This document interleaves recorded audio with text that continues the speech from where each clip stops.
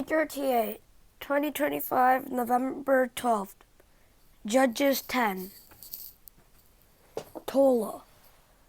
After the time of Abimelech, a man of Issachar named Tola, son of Puah, the son of Dodo, rose to save Israel. He lived in Shamir in the hill country of Ephraim. He led Israel 23 years, then he died and was buried in Shamir. Jair. He was followed by Jair of Gilead, who led Israel 22 years. He had 30 sons who rode 30 donkeys. They controlled 30 towers in Gilead, which to this day are called Havoth Jair. When Jair died, he was buried in Canaan. Jephthah. Again, the Israelites did evil in the eyes of the Lord. They served the Baals and the Ashtoreths and the gods of Aram, the gods of Sidon, the gods of Moab, the gods of the Ammonites, and the gods of the Philistines. And because the Israelites forsook the Lord and no longer served him, he became angry with them, and he sold them into the hands of the Philistines and the Ammonites, who that year shattered and crushed them. For 18 years they oppressed all the Israelites on the east side of the Jordan and Gilead, the land of the Amorites. The Ammonites also crossed the Jordan to fight against Judah. Benjamin and Ephraim. Israel was in great distress. Then the Israelites cried out to the Lord, "We have sinned against you, forsaking our God and serving the Baals." And the Lord replied, "When the Egyptians, the Amorites, the Ammonites, the Philistines, the Sidonians, the Amalekites, and the Maonites oppressed you, and you cried to me for help, did I not save you from their hands? But you have forsaken me and served other gods, so I will no longer save you. Go and cry out to the gods you have chosen. Let them save you when you are in trouble." But the Israelites said to the Lord, "We have sinned. Do with us whatever you think best, but please rescue us now." Then they got rid of the foreign gods among them and served the Lord, and he could bear Israel's misery no longer. When the Ammonites were called to arms and camped in Gilead, the Israelites assembled and camped at Mizpah.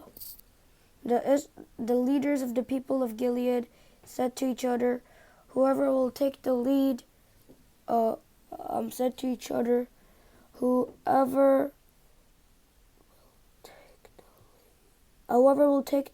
attacking the Ammonites will be head over all who live in Gilead."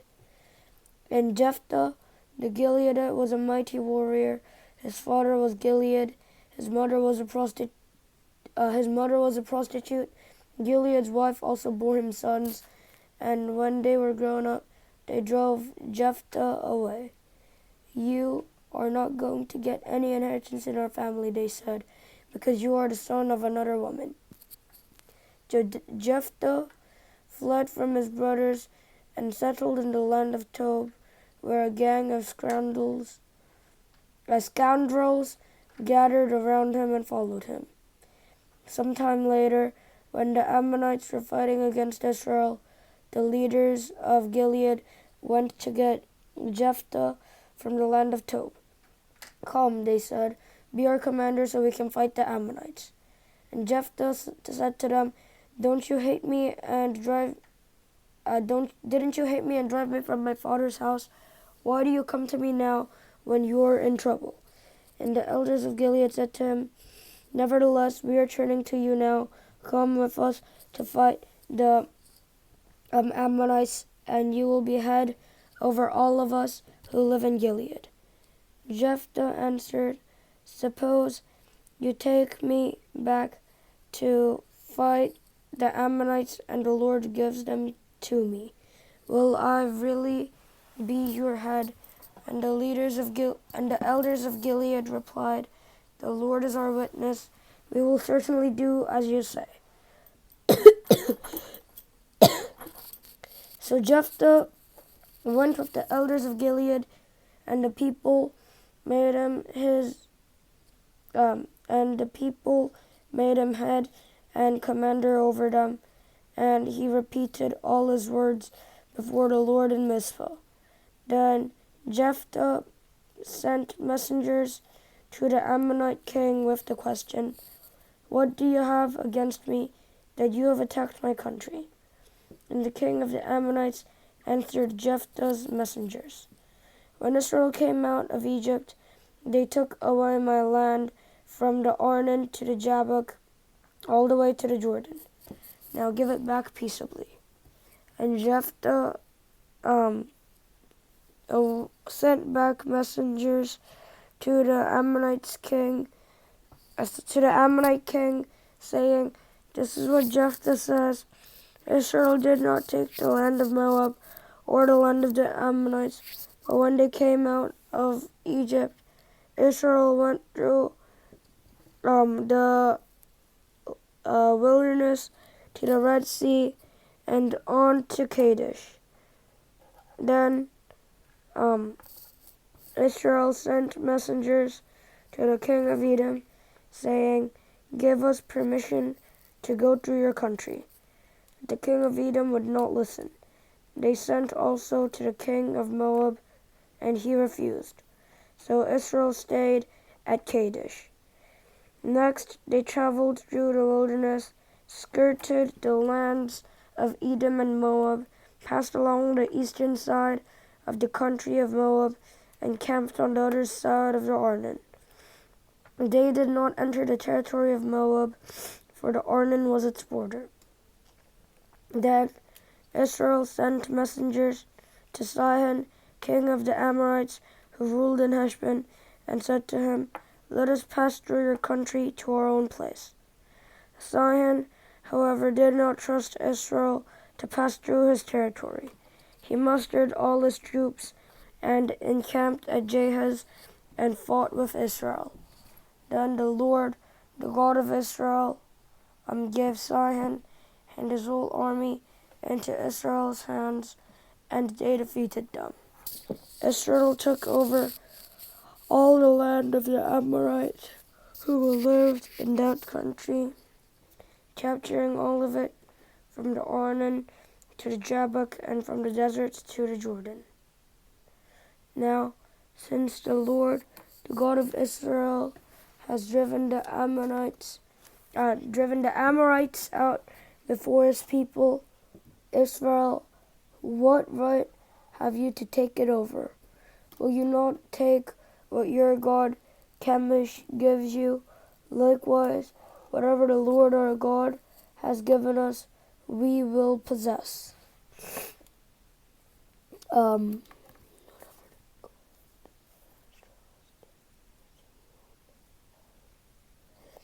Are you any better than Balak, son of Zippor, king of Moab? Did he ever quarrel with Israel or fight with them? For 300 years, Israel had occupied, for 300 years, Israel has occupied Heshbon, Aroer, the surrounding settlements.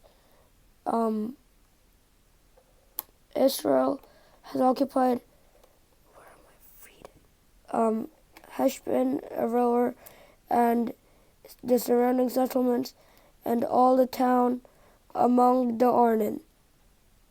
Why didn't you retake them during the time? I have not wronged you, but you are doing me wrong by waging war against me. Let the Lord, the judge,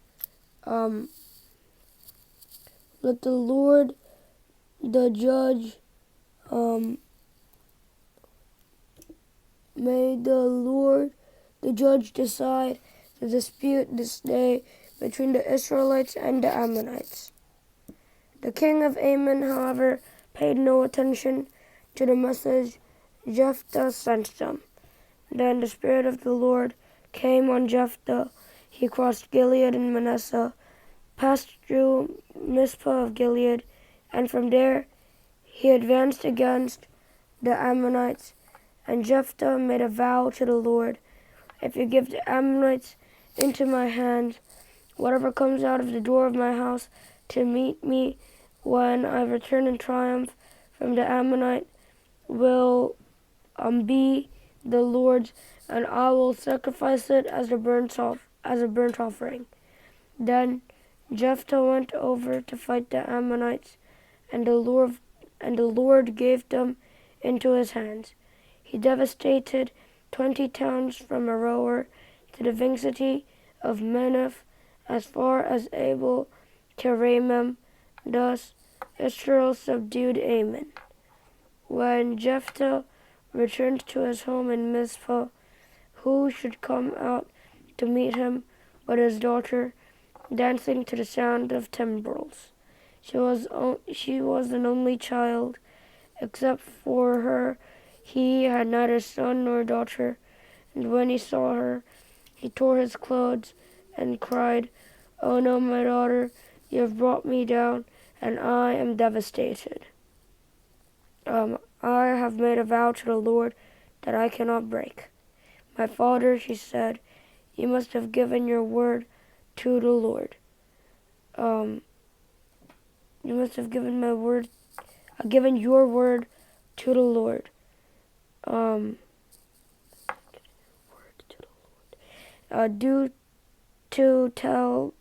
Do to me just as you promised. Now that the Lord has avenged you of your enemies, the Ammonites. But grant me this one request," she said. "Give me 2 months to roam the hills and weep with my friends, because I will never marry." "You may go," he said, and he let her go for 2 months.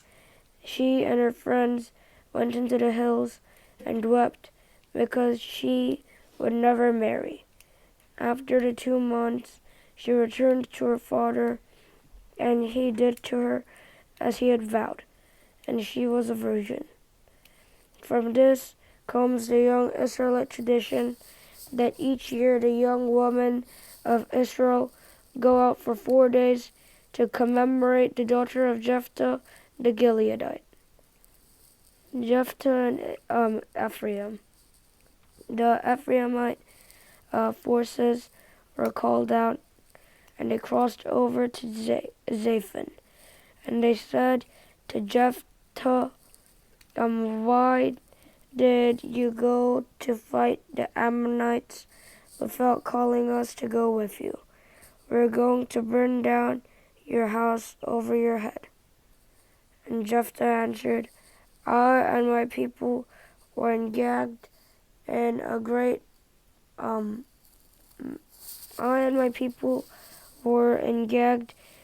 struggle with the Ammonites, and although I called, you couldn't save me out of their hands. When I saw that you wouldn't help, I took my life in my hands and crossed over to fight the Ammonites, and the Lord gave me the victory over them. Now, why have you come today to fight me?" Jephthah then called together the men of Gilead and fought against Ephraim. The Gileadites struck them down because the Ephraimites had said, "You Gileadites are as renegades from Ephraim and Manasseh." The Gileadites captured the fords of the Jordan leading to Ephraim, and whenever a survivor of Ephraim said, "Let me cross over," the man of Gilead asked him, "Are you an Ephraimite?" And if he replied no, they said, "All right, say Shibboleth." If he said Shibboleth, Because he could not pronounce the words correctly, they seized him and killed him at the fords of the Jordan. 42,000 Ephraimites were killed at that time. And Jephthah led Israel 6 years. Then Jephthah the Gileadite died and was buried in a town in Gilead. Ibzan, Elon, and Abdon. After him, Ibzan of Bethlehem had led Israel. He had 30 sons and 30 daughters. He gave his daughters away in marriage to those outside the clan, and as his sons, he brought in 30 young women as wives from outside his clan. Ibzan led Israel 7 years.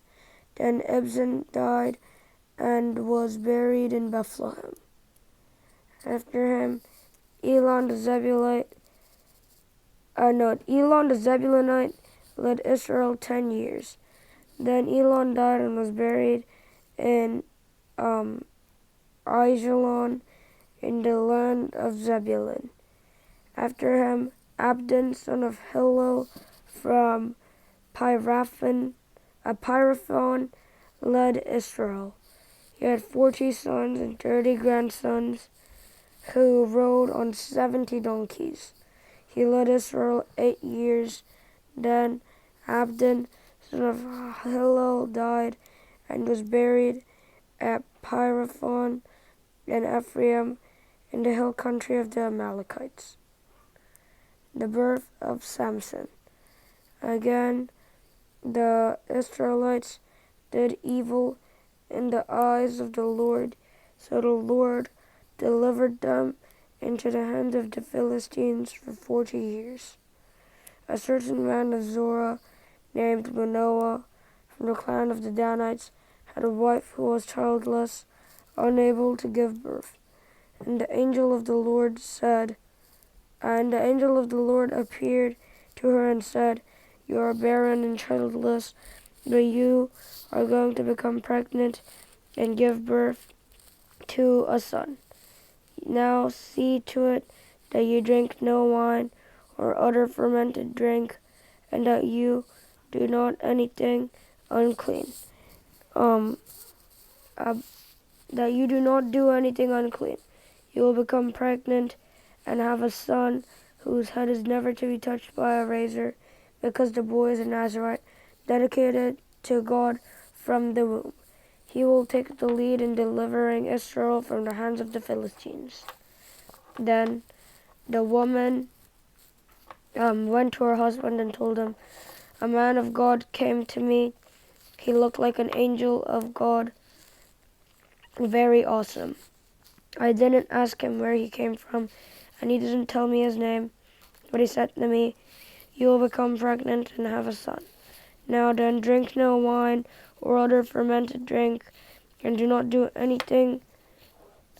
eat anything unclean, because the boy will be a Nazirite of God from the womb until the day of his death.' Then Manoah prayed to the Lord, 'Pardon your servant, Lord. I beg you to let the man of God you sent to us come again to teach us how to bring up the boy who is to be born.' God heard Manoah, and the angel of God came again to the woman while she was out in the field, but her husband Manoah was not with her. The woman hurried to tell her husband, 'He's here, the man who appeared to me the other day.' Manoah got up and followed his wife. When he came to the man, he said, 'Are you the man who talked to my wife?' 'I am,' he said. So Manoah asked him, 'When your words are fulfilled, what is to be the rule that governs the boy's life and work?' And the angel of the Lord answered, 'Your wife must do all that I have told her. She must not eat anything that comes from the grapevine, nor drink any wine or other fermented drink, nor eat anything unclean. She must do everything I have commanded her.' Manoah said to the angel of the Lord, we would like you to stay until we prepare a young goat for you." And the angel of the Lord replied, "Even though you detain me, I will not eat any of your food, but if you prepare a burnt offering, offer it to the Lord." And Manoah did not realize that it was the angel of the Lord. Then Manoah inquired of the angel of the Lord, "What is your name, so that we may honor you when your word comes true?" And he replied, "Why do you ask my name? It is beyond understanding." Then Manoah took a young goat together with the grain offering and sacrificed it on a rock to the Lord. And the Lord did an amazing thing while Manoah and his wife watched as the flame blazed up from the altar towards heaven. The angel of the Lord ascended in the flame. Seeing this, Manoah and his wife fell with their faces to the ground. When the angel of the Lord did not show himself again to Manoah and his wife, Manoah realized that it was the angel of the Lord. "We are doomed to die," he said to his wife. "We have seen God." But his wife answered, "If the Lord had meant to kill us, he would not have accepted a burnt offering and grain offering from our hands, nor shown us all these things, or now told us this." And the woman gave birth to a boy and named him Samson. He grew up, and the Lord blessed him. And the Spirit of the Lord began to stir him while he was in Manhana Dan, between Zorah and Eshtaol. Samson's marriage. Samson went down to Timnah and saw there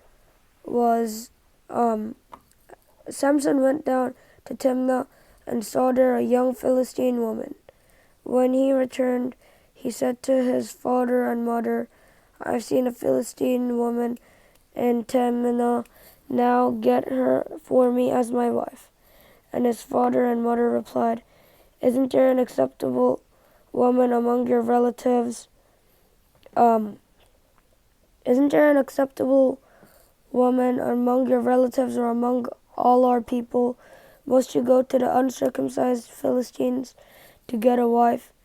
But Samson said to his father, "Get her for me, she's the right one for me." His parents did not know this was from the Lord, who was seeking on occasion to confront the Philistines, for at that time they were ruling over Israel. And Samson went down to Timnah together with his father and mother.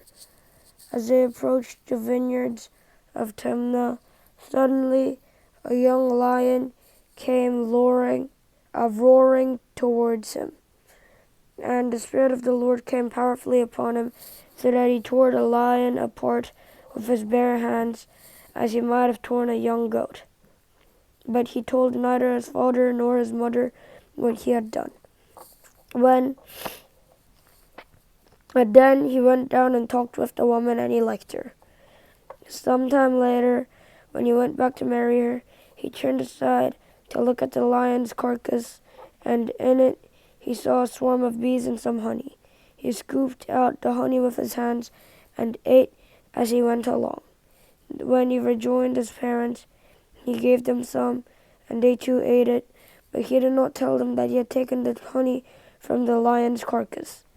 Now his father went down to see the woman, and there Samson held a feast. He was customary for young men. When the people saw him, they chose 30 men to be his companions. "Let me tell you a riddle," Samson said to them. "If you can give me the answer within the 7 days of the feast, I will give you 30 linen garments and 30 sets of clothes. If you can't tell me the answers, you must give me 30 linen garments and 30 sets of clothes." "Tell us your riddle," they said. "Let's hear it." He replied, "Out of the eater, something sweet. Out of the strong, something sweet." For 3 days they could not give the answer. On the 4th day they said to Samson's wife, "Coax your husband into explaining the riddle for us, or he will burn you and your father's households to death. Did you invite us here to steal our property?" Then Samson's wife threw herself on him, sobbing, "You hate me. You don't really love me. You've given my people a riddle, but you haven't told me the answer." "I haven't even explained it to my father or mother," he replied, "so why should I explain it to you?" And she cried the whole 7 days of the feast. On the 7th day, he finally told her, because she continued to press him. She in turn explained the riddle to her people. Before sunset on the 7th day, the men of the town said to him, "What is sweeter than honey? What is stronger than a lion?" And Samson said to them, "If you had not plowed with my heifer, you would not have solved my riddle." Then the Spirit of the Lord came powerfully upon him, and he went down to Ashkelon, struck down 30 of their men, stripped them of everything, and gave their clothes to those who had explained the riddle. Burning with anger, he returned to his father's home, and Samson's wife was given to one of his companions who had attended him at the feast. Samson's vengeance on the Philistines. Later on, at the time of wheat harvest, Samson took a young goat and went to visit his wife. He said, "I'm going to my wife's room," but her father wouldn't let him go in. "I was so sure you hated her," he said, "that I gave her to your companion. Isn't her younger sister more attractive? Take her instead." So Samson said to them, "This time I have a right to get even with the Philistines.